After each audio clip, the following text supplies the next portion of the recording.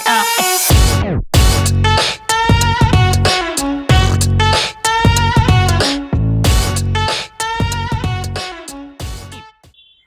Guys, welcome to my YouTube channel. और आज मैं आपके लिए लेकर आ चुका हूँ एप्रिला 210-457 का रिव्यू वीडियो। तो let's start with the specifications of this bike. इस बाइक में आपको मिल जाता है 457 सीसी का पैरेलल ट्विन इंजन। आगे आपको मिल जाता है 41 mm USD fork suspension. Rear में आपको मिल जाता है मोनोशॉक सस्पेंशन।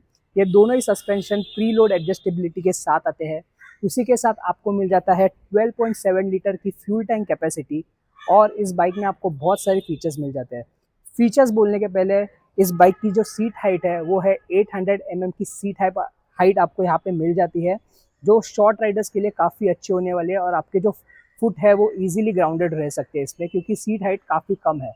तो फीचर्स के बारे में अगर हम इसके बात करेंगे तो इस बाइक में आ जाते हैं, आपको मिलता है ride by wire and dual channel ABS। Also you get traction control in this bike. जो ABS है वो रेयर आप स्विचेबल ABS है, आप स्विच ऑफ कर सकते हैं।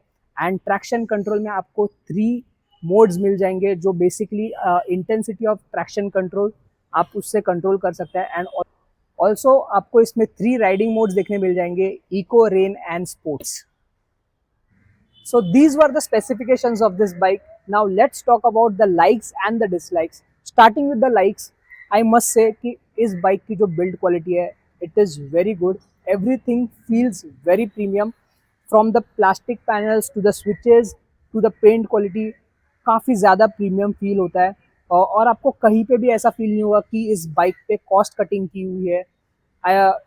It gives a feel good factor to the rider, क्योंकि everything is well put together in this bike. Now moving on to the next thing that I like about this bike is the handling of this bike. तो handle bar जो है वो as compare to RS457 इसमें आपको एक wide handle bar मिल जाता है और काफ़ी अजाइल फील होती है बाइक। बाइक बिल्कुल भी टॉप हेवी फील नहीं होती, जिसकी वजह से हैंडलिंग काफ़ी ईजी हो जाती है। इवन इन सिटी ट्रैफिक्स आप काफ़ी ईजिली मैन्यूवर कर सकते हो। अगर आप घाट्स में चला रहे हो तो due to its stiff suspension you get that confident to ride in that corners and you will love to rev it in the corner, you will feel like revving it in the corners. And in the city also आप easily इस bike को manoeuvre कर सकते हैं। अगर आपके पीछे एक पिलियन बैठा है फिर भी आपको ये बाइक जो है वो काफ़ी लाइट फील होती है। The weight of the bike is only 175 kgs। And मैं इस बाइक को पार्किंग से निकाल रहा था with the pillion sitting back and I could easily move this bike with my legs. So the next good thing about this bike is its engine.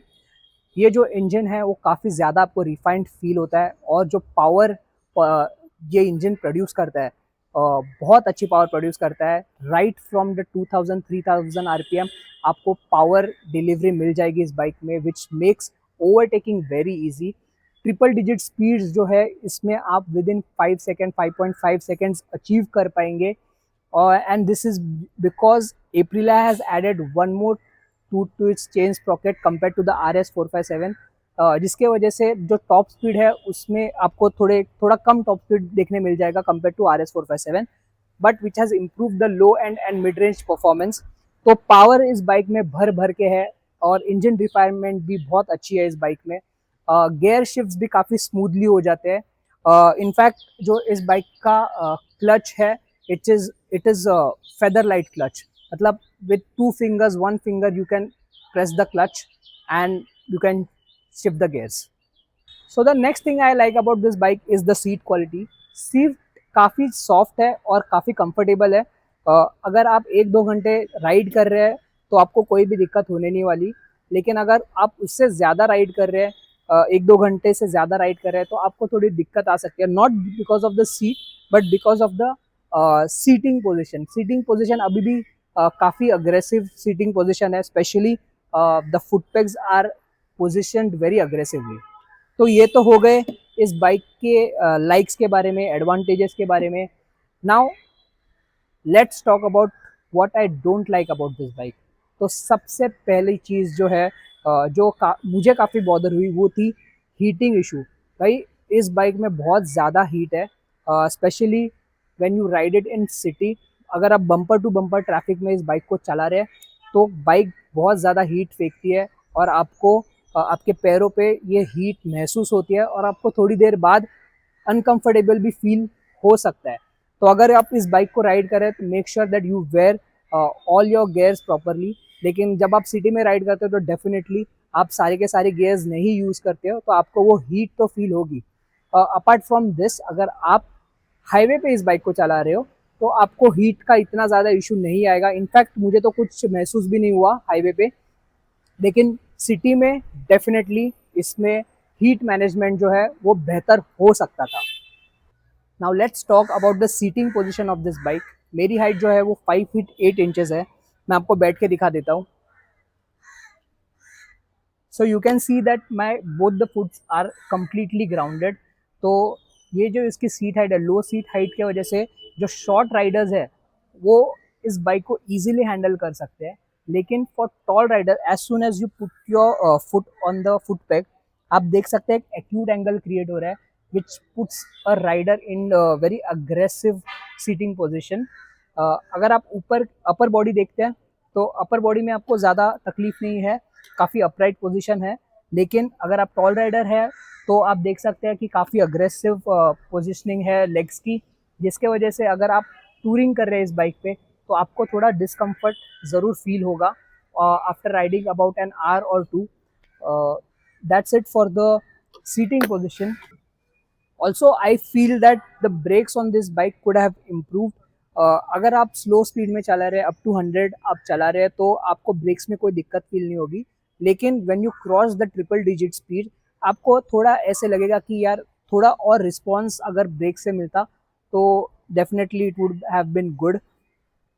तो breaks थोड़े, मैं बोल सकता हूँ कि थोड़े बेहतर हो सकते थे।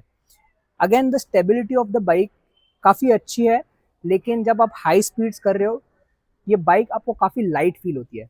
So because it is so light आपको थोड़ी इंस्टेबिलिटी इस बाइक में देखने मिल जाती है when you are riding at a very very high speeds. So this is also a disadvantage of this, the light weight of this bike. I would not say disadvantage, but yes, instability आपको थोड़ी महसूस होती है। Now let's talk about the pricing of this bike.